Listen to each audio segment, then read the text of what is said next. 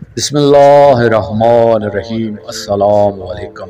मैं हूं आपका भाई अब्बास हमदानी और आप देख रहे हैं जाफिया टीवी।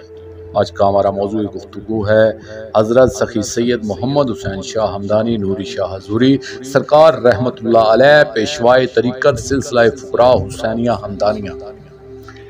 दोस्तों, हज़रत सखी मोहम्मद हुसैन शाह हमदानी नूरी शाह हजूरी रहमतुल्लाह अलैह कुरड़ गाँव थाना चौंतरा ज़िला रावलपिंडी में पैदा हुई है, जबकि बाज़ मकामी रवायात के मुताबिक आप दंदा शाह बिलावल में दुनिया में तशरीफ़ लाए। आप अपने वालिद सखी शहाबुद्दीन अल मारूफ शेर शहाबल शाह के साथ दंदा शाह बिलावल से हिजरत करते हुए मुख्तलिफ मकामात से होते हुए एक नीम पहाड़ी मकाम जो कि एक जंगल पर मुश्तमिल था पहुँचे, जो कि अब रैना सादात के नाम से मशहूर है। दूसरी रवायत के मुताबिक आप कुरड़ में पैदा हुए और अपने वालिद के हुक्म पर रैना सादात और कुर्बो जवार के लोगों की रिश्तो हदायत के लिए यहाँ तशरीफ़ लाए। आप कुरड़ से मुख्तलिफ कौमियतों के मुरीदैन के साथ रैना सादात के इलाके में पहुँचे और इसे आबाद किया, और इस जगह का नाम भी आपका रखा हुआ है कि जब आप इस मकाम पर पहुंचे तो इस जगह को देखकर अपने मुरीदैन को फरमाया इत्थे ही रहना, यानी यहाँ ही रहना है। तो इस जगह का नाम रहना और फिर रहना सादात पड़ गया। आपने इस इलाके को आबाद किया और अपने साथ आने वाले मुरीदैन को यहाँ रकबाजात तकसीम किए। आपके साथ आने वाले लोगों में कुरड़, अवान, मुदवाल, बलोच, म्याल और कुछ दूसरी कौमों के अफराद शामिल थे, जिनकी औलादें आज भी रैना सादात में आबाद हैं। दोस्तों, आपका सिलसिला नसब एक फरजान हजरत शाह अब्दुल वाहिद हमदानी से चला। आपकी औलाद के रहायशी मकामात मरकज सादात अल अशराफ अल हुसैनिया हमदानिया, रहना सादात, लावा, 67 चक सरगोदा, ढेरी चकवाल, नूरवाल, उतरा, कायदाबाद, कराची, कोयटा, खानेवाल, 29 चक, 33 चक खानेवाल, 31 चक खानेवाल हैं। आपकी औलाद में बहुत सारे वली फुकरा गुजरे हैं, जिनमें सैयद शहाबुल शाह हमदानी लावा वाले काबिल जिक्र हैं। आपका मिज़ार रहना सादात में वाक़या है। दोस्तों, अगर किसी पर जैसा भी जादू हुआ हो, मिज़ार शरीफ पर तशरीफ ले जाएं तो जादू का असर खत्म हो जाता है। गांव से बाहर का कोई शख्स गांव में चोरी नहीं कर सकता। अगर चोरी करता है तो अंधा हो जाता है और गांव के अंदर ही भटकता रहता है, यहाँ तक कि पकड़ा न जाए।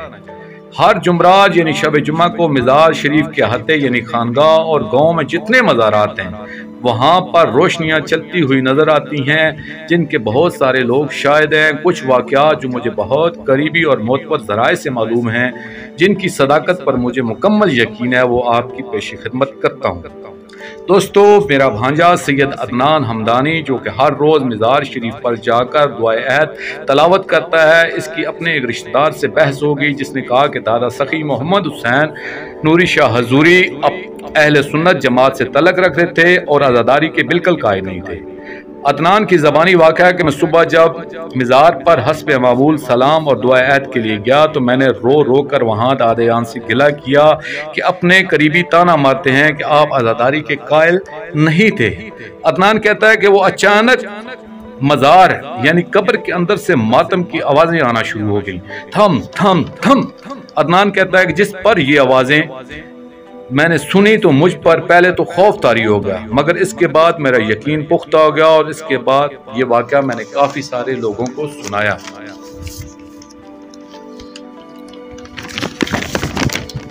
दोस्तों, हमारे करीबी रिश्तेदारों में एक बहुत ही अच्छे अकीदे की मस्तूर थी जो पर्दा फरमा चुकी हैं, जिनके सक्के भतीजे की ज़बानी ये वाक़या मुझ तक पहुँचा और इनकी इजाज़त से मैं ये वाक़या वीडियो में शामिल कर रहा हूँ।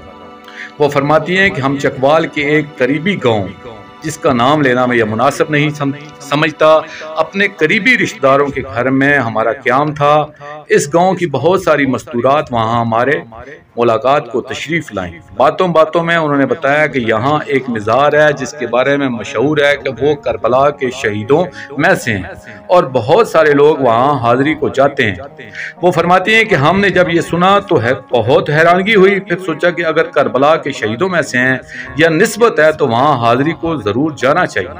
वो फरमाती हैं कि हम इन्हीं मस्तूरात के साथ वहाँ तशरीफ़ ले गए और दुआ के बाद वापस आए। रात आलम ख्वाब में हमें अपने اپنے پاک مولا کریم کربلا علیہ السلام کی زیارت ہوئی جو سخت عالم جلال میں تھے، اور ہمیں فرمانے لگے کہ تم اس کتے کی قبر پر کیوں گئی ہو؟ ہم یہ جلال دیکھ کر بہت سخت گھبرا گئے اور خوفزدہ لہجے میں عرض کیا، آقا ہمیں معلوم ہوا تھا کہ وہ کربلا کے شہید ہیں، تو اسی ناسمجھی میں وہاں حاضری کو تشریف لے گئے۔ تو مولا پاک نے فرمایا کہ اس لیے آپ کو معاف فرما رہے ہیں، وہ شخص ایک ملعون شخص ہے۔ اس کے بعد ہم نے فرمایا کہ مولا ہم صرف اپنے دادا سخی محمد حسین نوری شاہ حضوری رحمۃ اللہ علیہ کے مزار پر تشریف لے جاتے ہیں، آپ کا کیا حکم ہے؟ تو وہ مستور فرماتی ہیں کہ ہم نے دیکھا کہ آپ شہنشاہ علیہ السلام کا چہرہ جو جلال سے سرخ تھا، یک دم دادا سخی محمد حسین نوری شاہ حضوری کا نام سنتے ہی پرسکون ہو گیا اور ان کے چہرے پر محبت کی روشنی پھیل گئی، ہمیشہ ہو گئی، اور محبت سے فرمانے لگے وہ تو ہمارا نوری بیٹا ہے۔ بہت سارے لوگوں کے ذاتی واقعات ہیں جن کا باری باری یہاں بیان نہیں کیا جا سکتا، لیکن اگر گاؤں کے کسی بھی شخص سے پوچھیں گے تو اس کی زندگی میں کوئی نہ کوئی واقعہ دادا سخی محمد حسین نوری شاہ حضوری کے حوالے سے ضرور ہوگا۔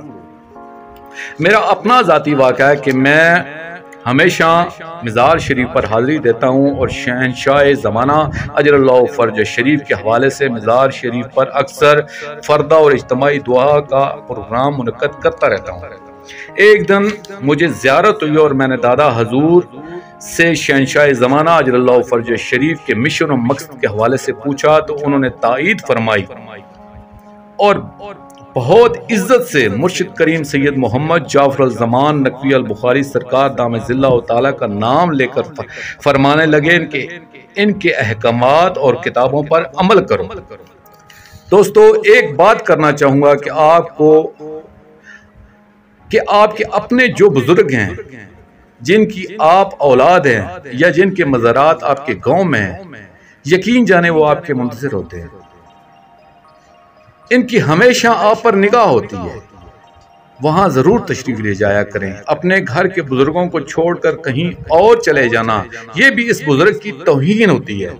بے شک اولیاء فقراء کے مزارات پر حاضری دینا چاہیے، مگر اپنے روحانی بزرگوں کو اگنور کر کے وہاں جانا مناسب نہیں ہے۔ روحانیت اور فیض کا دروازہ ہمیشہ آپ کے قریب ہوتا ہے۔ دوستو اس ویڈیو کے تیاری اور مضمون کی تیاری میں شکریہ ادا کروں گا سید عابد حسین شاہ ہمدانی کربلائی صاحب کا، اور آخر میں اپنے پاک شہنشاہ کی بارگاہ میں دعا کریں گے، اللہ جل یا ولی العارفین یا ولی المعصومین یا ولی الروحانین اجر اللہ تعالی فرجک و صلوات اللہ علیکہ یا ربا محمد و آل محمد صلی اللہ محمد و آل محمد واجل فرج آل محمد صلی اللہ علیہ وآلہ وسلم۔